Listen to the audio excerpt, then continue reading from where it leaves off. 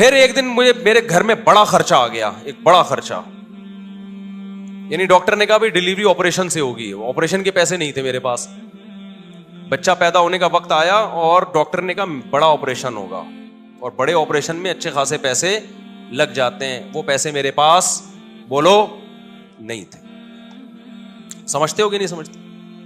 تو میں کیا کرتا بھائی, کوئی بات نہیں, میں سسرال سے فون آیا پیسوں کی ضرورت تو نہیں ہے, میں نے کہا بالکل ضرورت نہیں ہے. دوست احباب نے کہا پیسوں کی ضرورت تو نہیں ہے, میں نے کہا بالکل بھی ضرورت نہیں ہے, میرے پاس پیسے ہیں کہاں سے, مجھے نہیں, پیسے دماغ لڑایا کہ کیا کرو, کوئی بات نہیں, گھر میں ایسی چیزیں ہوتی ہیں بھیج دو اس کو یار, کیا خیال ہے بھائی, بھائی گھر میں سب چیزیں بیچ دو یار, ابھی ضرورت پوری کرو, کوئی بات نہیں, پھٹے پہ سوئیں گے یار, کیا ہے اس میں, بھیک مانگنے سے بہتر ہے لوگوں کے سامنے اپنی غربت, اور بھیک مانگنے سے بہتر ہے پھٹے پہ سو جاؤ.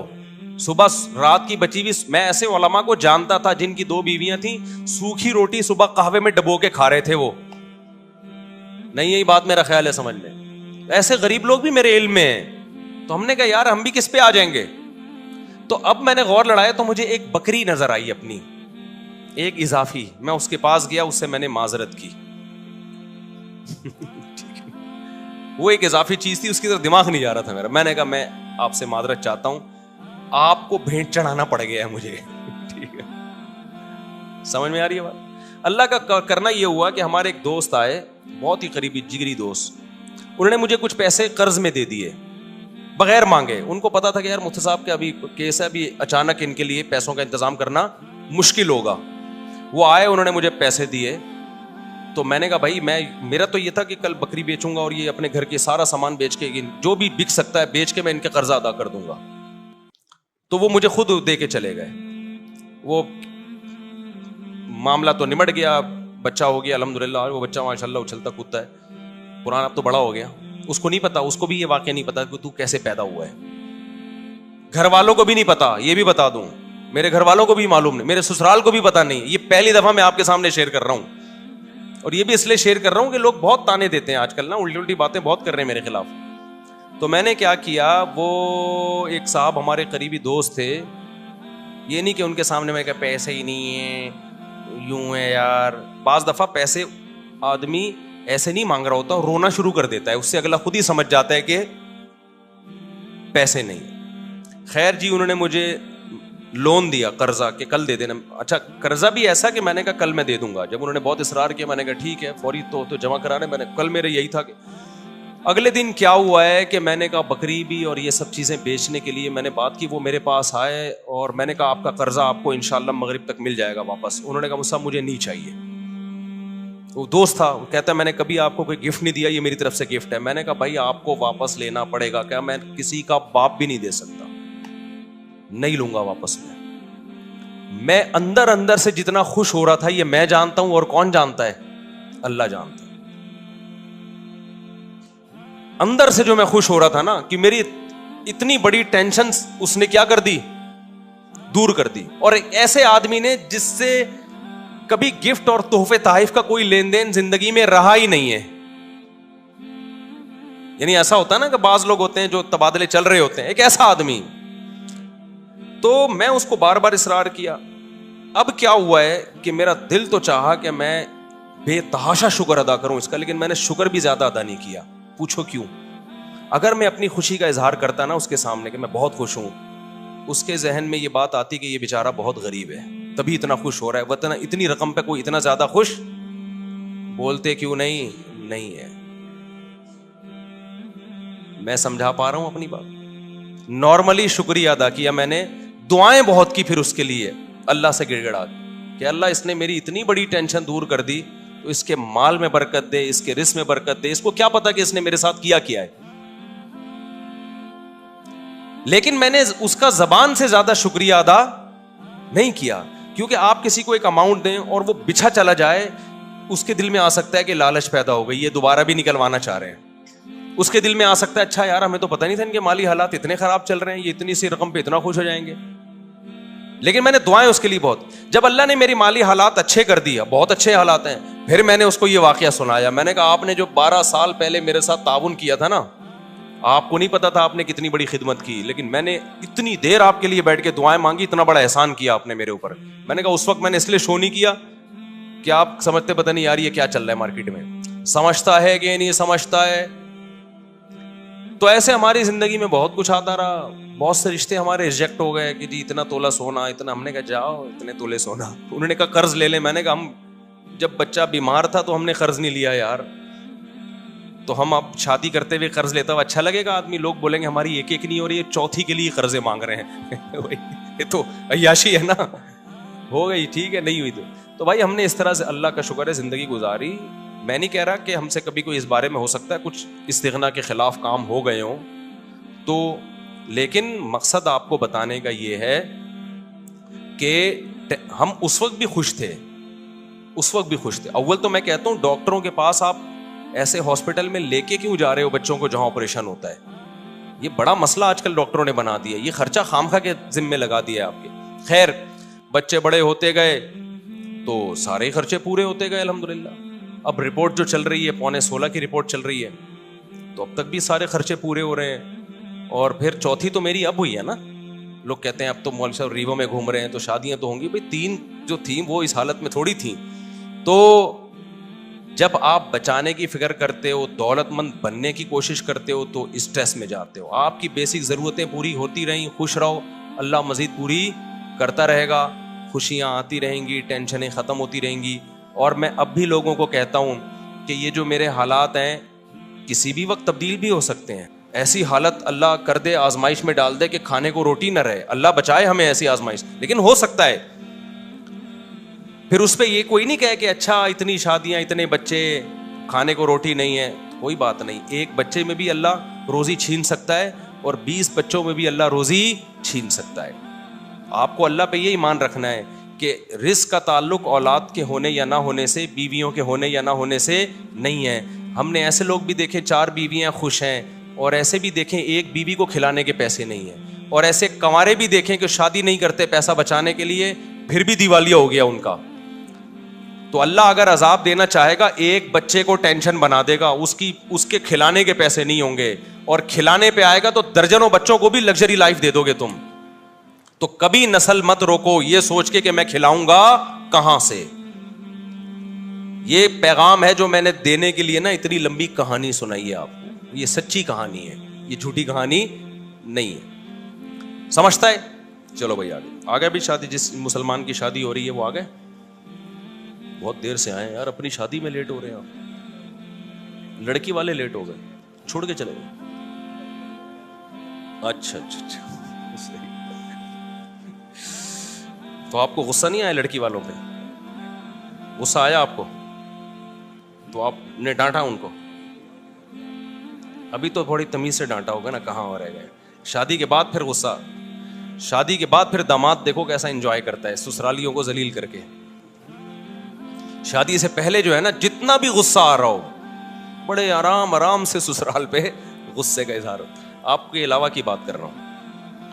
اچھا بھائی, اویس صدیقی ول شبیر احمد صدیقی, مہر کی رقم ہے 50,000, دلہن کا نام فرح خان بنت محمد یعقوب خان. دلہن کے وکیل کون ہیں؟ مجھے تو لگ رہا ہے ابھی بھی نہیں آئے. وہ کہاں ہے بھائی دلہن کے وکیل؟ ان کا نام کیا ہے؟ ابے نام ہی نہیں لکھا دلہن کے وکیل کا. شادی کے بعد دوبارہ ایک دفعہ تھوڑا سا غصے کا اظہار, رخصتی ہونے دیں پھر دیکھ ان سے نمٹنا. پھر ابھی تھوڑا کنٹرول, رخصتی ہو جائے پھر دیکھو. کہاں ہے بھائی دلہن کے وکیل؟ آپ ہیں حضرت؟ آپ ہیں؟ آپ ہیں؟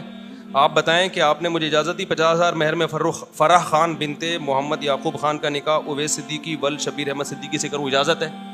چلو جی. الحمدللہ نحمدہ ونستعینہ ونستغفرہ ونؤمن بہ ونتوکل علیہ ونعوذ باللہ من شرور انفسنا ومن سیئات اعمالنا من يهده الله فلا مضل له ومن يضلل فلا هادي له ونشهد ان لا اله الا الله وحده لا شريك له ونشهد ان سيدنا وحبيبنا وشفيعنا وسندنا محمدا عبده ورسوله صلى الله تعالى عليه وعلى اله واصحابه وبارك وسلم تسليما كثيرا كثيرا. اما بعد فاعوذ باللہ من الشیطان الرجیم بسم اللہ الرحمن الرحیم یا ایھا الناس اتقوا ربکم الذی خلقکم من نفس واحدہ وخلق منها زوجها وبث منهما رجالا كثيرا ونساء واتقوا الله الذي تساءلون به والأرحام إن الله كان عليكم رقيبا وقال تعالى يا أيها الذين آمنوا اتقوا الله وقولوا قولا سديدا يصلح لكم أعمالكم ويغفر لكم ذنوبكم ومن يطع الله ورسوله فقد فاز فوزا عظيما وقال النبي صلى الله عليه وسلم النكاح من سنتي وقال فمن رغب عن سنتي فليس مني وقال النبي صلى الله عليه وسلم تزوجوا الودود الولود فإني مباهي بكم الأمم وقال النبي صلى الله عليه وسلم تزوجوا ولا تكونوا كرهبان النصارى. جناب اویس صدیقی والشبیر احمد صدیقی، میں نے 50,000 مہر میں آپ کا نکاح فرح خان بنت محمد یعقوب خان سے کیا. آپ نے اس نکاح کو قبول کیا؟ زور سے ذرا جزاک اللہ جی. اللہ تعالیٰ برکت دے. دعا کر لیں. الحمدللہ رب العالمین والعاقبۃ للمتقین والصلاۃ والسلام علی رسولہ الکریم وعلی آلہ وصحبہ اجمعین.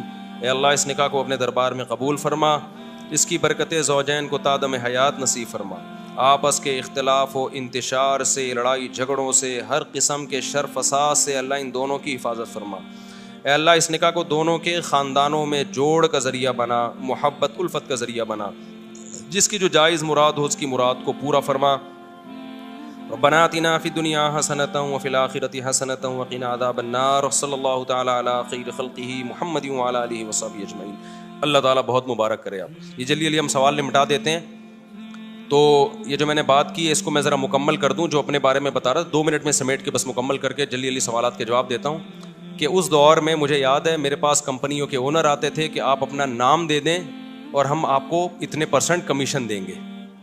صرف نام دے دیں آپ. مجھے لوگوں نے کہا مفتی صاحب آپ کا شہد کا بزنس ہے، آپ ایک دفعہ اناؤنس کر دیں.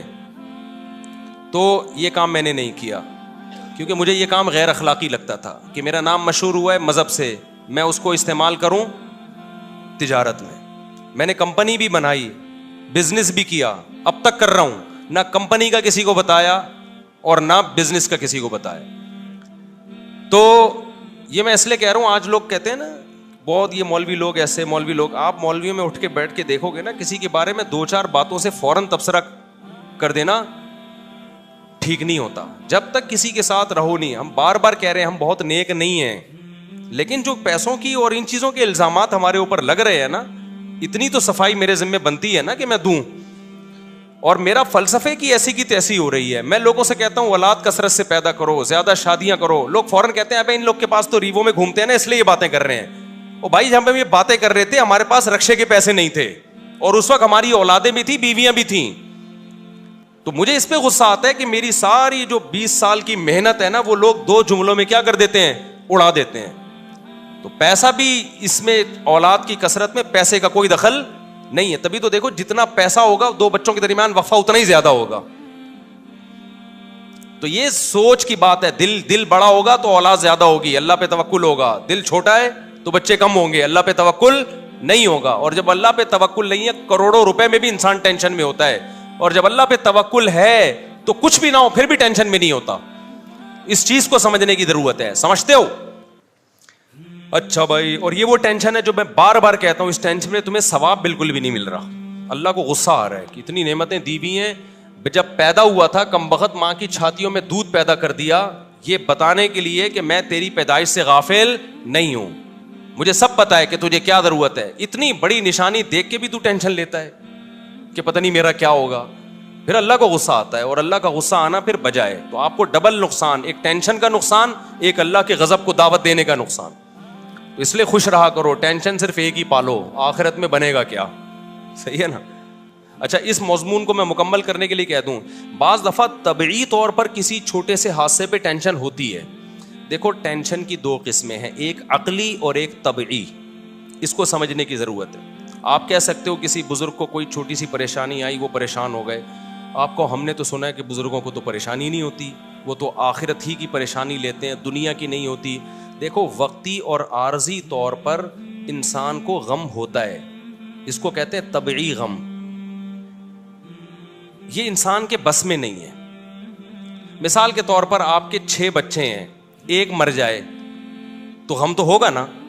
اب اصولی طور پر تو آپ کو خوش ہونا چاہیے کہ 5 بچے ہوئے ہیں نا, ابھی بھی میں بے اولاد تو نہیں ہوں, اللہ نے اولادیں دی ہیں مجھے, لیکن وقتی طور پر غم ہوتا ہے, یہ طبعی غم ہوتا ہے, یہ برا نہیں ہے, یہ ہر انسان کو ہوتا ہے. برا غم وہ ہے جو عقل سے ہو. دنیا داروں کو جو آج غم ہو رہے ہیں نا, وہ یہ سمجھتے ہیں ہم اس غم میں برحق ہیں, یہ غم ہونا چاہیے, یعنی ان کی عقل کہہ رہی ہوتی تم ٹھیک غم زدہ ہو, ہونا چاہیے. یہ غلط ہے. عقل کہے کہ یہ غم بنتا نہیں ہے, اور طبیعت کہے بھائی میں مجبور ہوں اس لیے ہو رہا ہے, تو وہ تھوڑے بہت جلدی غم پہ قابو پا لیتا ہے انسان. ایک مثال سے بات سمجھاتا ہوں. دیکھو آپ کو ڈیفنس میں 2000 گز کا بنگلہ تھا, آپ کا لگژری لائف تھی, وہ بنگلہ چھن گیا, آپ 1000 گز کے بنگلے پر آ گئے. اصولی طور پر تو اب بھی خوش ہونا چاہیے نا یار, 1000 گز کا بھی تو کم نہیں ہے. لیکن دیندار آدمی کو بھی 1-2 دن کے لیے, 2-4 دن کے لیے وقتی طور پہ ٹینشن ہوگی.